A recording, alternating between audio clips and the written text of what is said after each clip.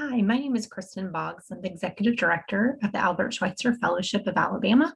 If you're watching this, then that means that you have agreed to be either a site mentor or an academic mentor for one of our fellows. So I wanted to share some information that hopefully will be helpful for you in this coming year.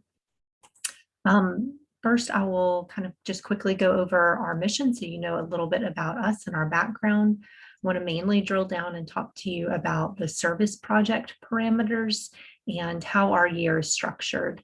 And then I know you may be most interested in knowing about the role of mentors.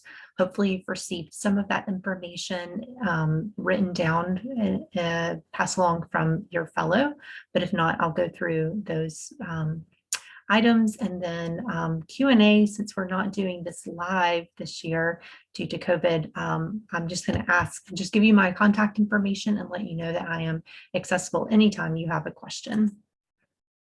So to get us started, our mission, as you'll see here, is really about preparing these future health leaders.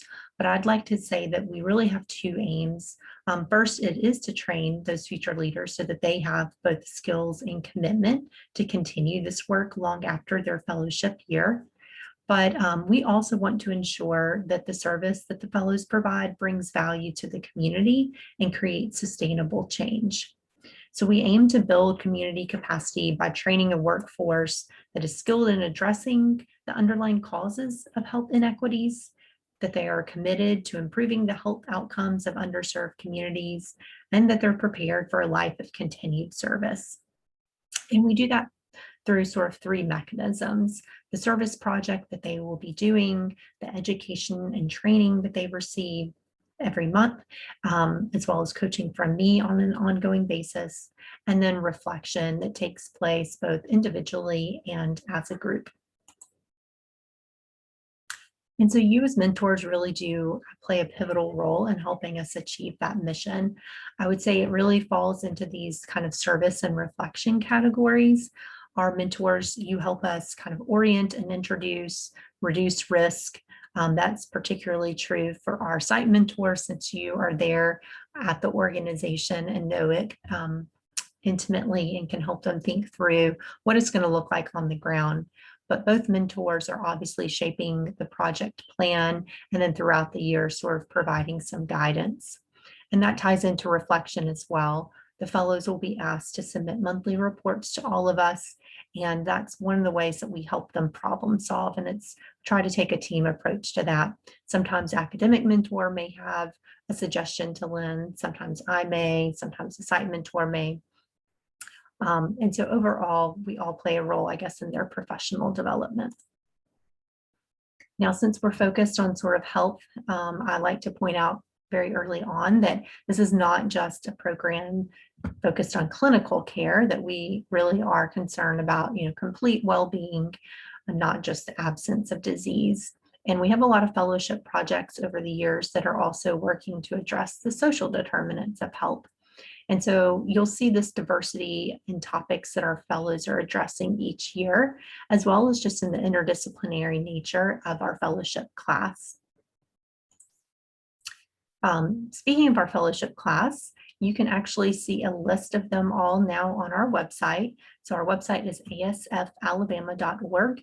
And then if you navigate to the Fellows tab, that will actually show you the current 2021 fellows, as well as all of the prior ones. So I encourage you, if you get a minute, take a look there, and that'll help you get a sense of just the scope of projects that have been done in the past. So there are some minimum kind of standards, even though there might be diversity in the topics and sites where students are serving. Across the nation, all Albert Schweitzer Fellows are required to contribute 200 hours. The exception to this is if we have a paired project. So if you have two fellows working together, they may be splitting the time. But everyone, no matter whether they're an individual or a partner, have to dedicate at least 100 hours of direct service. And then those partner projects might be sharing the administrative or planning time. ASF has always kind of prioritized that direct community service. A lot of people, when they hear the word fellowship, they think about the kind of a research experience. And we have to counter that in a lot of our students as well. So I just want you to know that our goal is for them to get, direct service. Now that's looked very different during COVID, and I'll talk about that in just a second. But there's a minimum hour requirement. We obviously want them to address an unmet health need, and we want them to do that either by expanding something that your organization may already be doing or by creating something new. And at the heart really is that we just want to ensure from the outset that this is something that's going to be of value to you and your agency, as well as something that the student is passionate about and going to be invested in throughout the year. I'm going to touch in a minute on the project plan, and we'll kind of see how some of these things intersect with that as well. Academic mentors, I sometimes say that you may see your fellow coming more in spurts. Right now, I think everyone's fellows are at a very needy stage in their project experience because they are going to need both site and academic mentors input. After that, fellows should come to you on an as needed basis. And the only other thing I wanted to mention about that is if you are an academic mentor and if you encourage your fellow to receive, to pursue this for any research purposes, they would need your assistance to do the IRB process because that's not something that we really have the means to do. So just keep that in mind. I don't want to say dissuade them from pursuing that, but we have found that a lot of times it can be a large time commitment and a distraction, and it puts them in a position where they may not be as flexible about how they approach their project. So, I'm happy for them to do it as long as they can continue to kind of prioritize the needs of the community and adapt as the situation changes for them. All right, let's talk a little bit about COVID. So this time last year, we were just kind of trying to figure out, what is this going to look like because of COVID?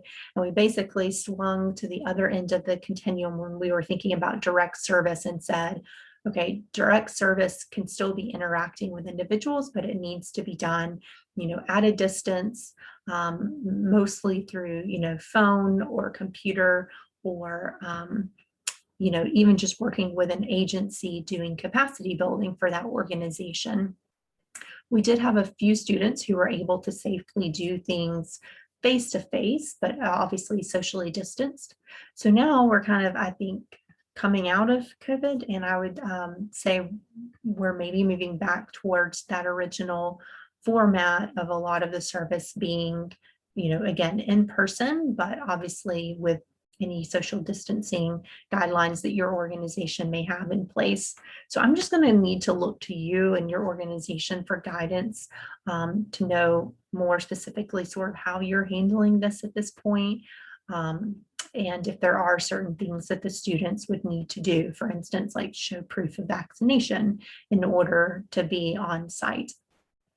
The other thing I wanted to point out is, again, we know that COVID has changed a lot about the needs in the community. Hopefully the projects that the fellows came to you and proposed were an outgrowth of kind of the current situation. Last year, we had to do a little bit of, maybe rearranging and thinking about some projects may not have been as timely because of COVID. But again, just want to highlight that mutually beneficial is obviously very important. So in terms of how the year is structured, I would say it very roughly breaks down into these 3 stages. So early on, they're doing project planning. They were actually accepted in March, or accepted like in February, March. They've been doing some work on their own to identify what the needs were and find data, to look for evidence-informed practices, to locate you as their mentors. and then to come up with this outcomes-based approach I'm going to show you next. So a lot of that has been happening maybe even, before they approached you, but they are continuing to put this project into kind of a structured way where they have to explain what the outcomes they are that they're seeking, what activities and sort of, implementation steps they want to take, any milestones they think they need to be hitting in order to achieve that long-term goal. All of this is written down ahead of time. The goal for them is to turn that project plan in by June 1st, and I'll say that again later, but all to say that this last part of May will be an important time for them to finalize their plan. And then by June, hopefully we're able to sit down. I'll sit down with them, review the plan. They'll make any revisions, and then everyone can sign off and say that we, think that they are ready to get started. So they could potentially be ready to start as early as June, although depending on some sites, we've had projects that maybe were based around a school year calendar and couldn't start until the next August or September, but presumably they have those months of June through March, and then I usually ask them to sort of protect the month of April at the end, to think about that as being for evaluating their impact and just doing any wrapping up any loose ends. So the results framework is really important, and I think it's something that distinguishes the Schweitzer Fellows project from maybe other volunteers that you've had in the past. So we asked them to think from the outset about how would they define success at the end of the year? How would they know whether or not they had achieved their goals? And we usually ask them to think about that in terms of behavior change. So how would the participants in their program act different as a result of participating? They have to think about the degree of change, how many people will be impacted, and by when. And then they write that. And so a lot of times that might look like, by April 1st, 15 of 20 adolescents participating in the Money Matters workshops will have achieved 3 of the following 5 goals. And then they'll have kind of 5 specific things about creating a budget, opening a bank account to save X, Y, and Z. So, so this is something that, again, we're going to hold them accountable to throughout the year and help them sort of think about, this is what we're working towards. What do we need to do? If it's not, if we are working towards it and you're achieving it, great. If it's not, what can we do to tweak your implementation strategy to keep working towards that same goal? So again, this will be within the project plan, and it's really about saying what will change for whom, by how much, and by when. And then they're also obviously having to think about, well, how will I measure those changes? So your assistance in that will be really useful. And I've obviously been working with them on this for the last few weeks as well. So in terms of kind of looking more specifically at what each mentor does, and I hope you've received this in writing from your fellows, but essentially the academic mentor is there to sort of assist with coming up with maybe articles that the fellow may need to read in order to be well-versed and understand the topic that they're addressing. You may be able to assist them in this IRB process, again, if you think that it is necessary for them. We just ask you to be available and meet with the fellow as needed, and just provide this general guidance. That'll happen mainly through these monthly check-ins where the fellow will email us and let us know what they've been doing. The site mentor, your role is a little bit more specific to sort of what they're doing, obviously, at the organization.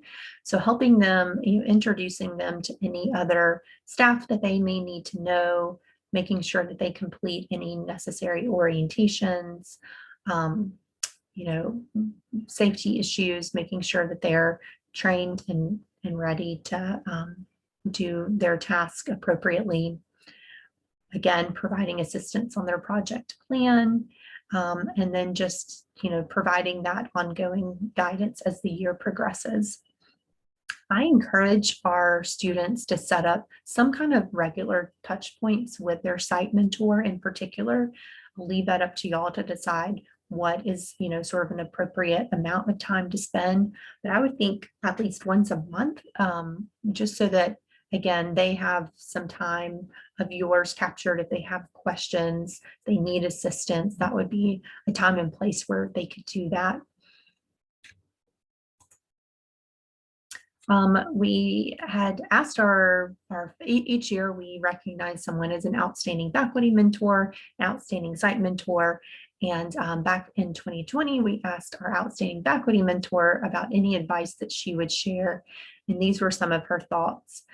She basically said, just be sure you have the time before you commit and agree to do it, that the projects, don't always go as the student plans, and that you'll need to be available for meetings and support with a pretty quick turnaround. So make sure you aren't full with other responsibilities that you can't be available. Given what I said above about things not always going as planned, be prepared to help guide your mentee in being flexible problem solvers who can pivot in response to circumstances that may be out of his or her control. Part of learning leadership is to be responsive and adaptable. That comes easier to some than others, so being ready to help students get there is essential. Even better, giving the mentee opportunities to see you do this in your own work is a nice chance to set an example. She went on to say, make sure that the student project is in your wheelhouse of expertise and experience before you agree to be the mentor.